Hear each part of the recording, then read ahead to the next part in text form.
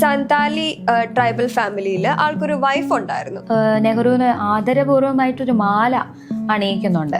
നെഹ്റു അത് കണ്ടിട്ട് തിരിച്ചും ഒരു സന്തോഷം കൊണ്ട് ഒരു മാല തിരിച്ചു അണിയിച്ചു. നെഹ്റു അറിയാതെ ചെയ്തൊരു കാര്യം ഇത്രയും ആ സ്ത്രീയെ എഫക്ട് ചെയ്യുമെന്ന് അറിയില്ല. പണ്ഡിറ്റ് ജവഹർലാൽ നെഹ്റു ആൾക്കൊരു ട്രൈബൽ വൈഫ് ഉണ്ടെന്ന് പറഞ്ഞാൽ വിശ്വസിക്കാൻ പറ്റുമോ? ഝാർഖണ്ഡില് സന്താലി ട്രൈബൽ ഫാമിലിയിൽ ആൾക്കൊരു വൈഫ് ഉണ്ടായിരുന്നു. വിശ്വസിക്കാൻ പറ്റും. പക്ഷെ അതൊരു ഫാക്ട് ആണ്. ആൾക്ക് അങ്ങനെ ഒരു വൈഫ് ഉണ്ടായിരുന്നു. പക്ഷെ ആ ഒരു കാര്യം എന്ന് പറഞ്ഞു കഴിഞ്ഞാൽ ആൾക്കറിയില്ലായിരുന്നു. ജവഹർലാൽ നെഹ്റുവിന് അറിയില്ലായിരുന്നു ഇങ്ങനെ ഒരു വൈഫ് ഉള്ള കാര്യം എന്ന് പറയുന്നത്. അതെ, ബുദ്ധിനി മൈജാൻ എന്നായിരുന്നു ആളുടെ പേര്. ദാമോദർ വേലി കോർപ്പറേഷന്റെ കീഴിൽ വർക്ക് ചെയ്തിരുന്ന ഒരു ഡാമില് ആയിരുന്നു അവര് പണിയെടുത്തിരുന്നത്. അന്ന് അവരുടെ കൂലി വന്നിരുന്നത് ഒരു മാസം 2 രൂപയായിരുന്നു അവരുടെ കൂലി. അപ്പൊ ഈ ഡാമിന്റെ ഇനാഗ്രേഷന് വേണ്ടിയിട്ടായിരുന്നു നമ്മുടെ നെഹ്റു അങ്ങോട്ട് ചെല്ലുന്നത്. അവിടെ നിന്നാണ് കഥ. 1959 ഡിസംബർ 6 ആ ഒരു ഇനാഗ്രേഷൻ നടക്കുന്നത്. അതിനു വേണ്ടിയിട്ടാണ് ജവഹർലാൽ നെഹ്റു അവിടെ എത്തുന്നത്.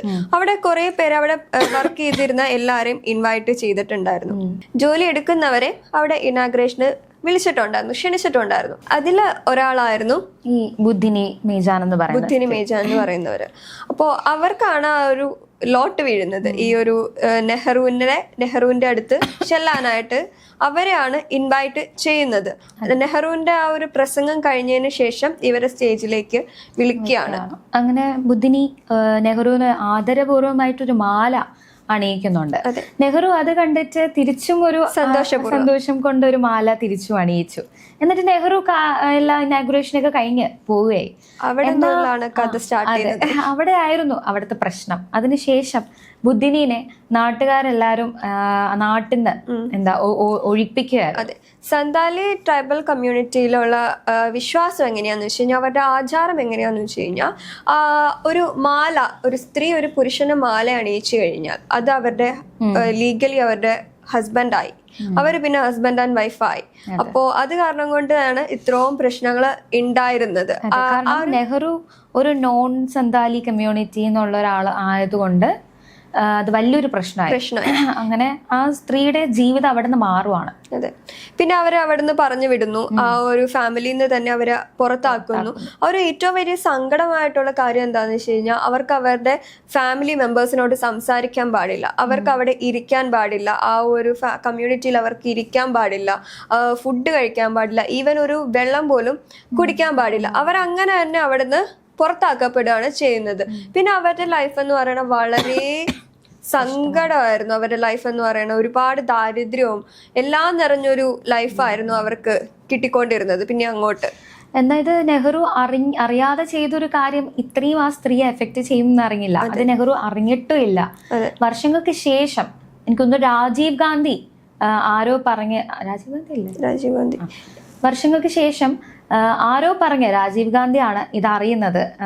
തൻ്റെ പിതാവ് അറിയാതെ ചെയ്തൊരു പ്രവൃത്തി മൂലം ഇങ്ങനെ ഒരു സ്ത്രീ കഷ്ടപ്പെടുന്നുണ്ട്, കഷ്ടപ്പാട് അനുഭവിച്ചു ഇത്രയും കൊല്ലം. പക്ഷെ അതിൻ്റെതായ എല്ലാ സഹായവും ഇത് അറിഞ്ഞതിന് ശേഷം എല്ലാ സഹായവും അവർക്ക് ലഭിച്ചായിരുന്നു. രാജീവ് ഗാന്ധി എല്ലാ സുരക്ഷയും അവർക്ക് ഉറപ്പ് വരുത്തിയിട്ടുണ്ടായിരുന്നു. ദാമോദർ വേലി കോർപ്പറേഷന്റെ കീഴിൽ തന്നെ ഒരു ജോലിയും അദ്ദേഹം ചെയ്തു കൊടുത്തു. 2023 82 വയസ്സിലാണ് അവർ മരണപ്പെടുന്നത്. ബുദ്ധിനി നമ്മുടെ ചുറ്റും അവരുണ്ടായിരുന്നു. പക്ഷെ അൺഫോർച്ചുനേറ്റ്ലി നമ്മൾ അവരെ അറിയാതെ പോയി. അവർ അനുഭവിച്ച അത്രയും വിഷമങ്ങളും കാര്യങ്ങളും. പക്ഷെ അവരെ വിവാഹം കഴിച്ചിരുന്നു എന്ന് കേട്ടായിരുന്നു. വേറെ ആരോ വിവാഹം കഴിച്ചു.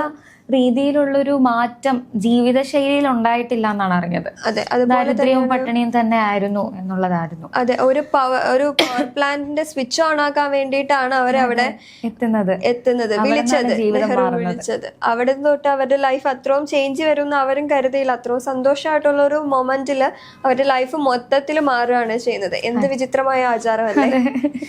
അവര് പോലും അറിയാതെ ലൈക്ക് അവരുടെ ഇഷ്ടത്തിന് ചെയ്തൊരു കാര്യം പ്രവൃത്തിയല്ല, അതൊരു കല്യാണവും അല്ല. അപ്പോ അതിന്റെ പേരിൽ ആ പാവം സ്ത്രീ കഷ്ടപ്പെടേണ്ടി വന്നു.